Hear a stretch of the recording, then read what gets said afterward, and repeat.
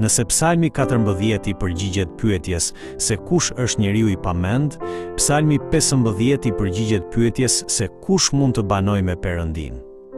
Me fjalë të tjera, ai na mëson se si duhet të jetojë ai që adhuron Perëndin.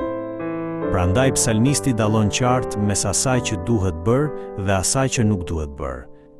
Ai nuk thot se adhuruesi i Perëndisë është thjesht ai që merr pjesë në adhurimin e së dielës ose ai që shfaq një pamje të jashtme të perëndishme. Ajo që ai thekson është karakteri i Perëndisë, ndershmëria, drejtësia dhe e vërteta.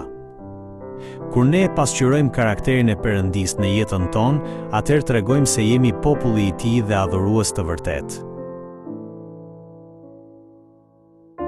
Në vargun 4, psalmisti përshkruan njeriun që ka frikë nga Perëndia. Ai nuk e dëmton të afërmin me fjalët e tij, e urren të keqen dhe e mban betimin ndaj Perëndisë, edhe nëse kjo i sjell humbje personale. Gjithashtu, në çështjet financiare, ai nuk i shfrytëzon të tjerët duke marrë kamat të padrejtë dhe nuk pranon ryshfet për të dhënë dëshmi të rreme. Ky është adhurimi që i pëlqen Perëndisë.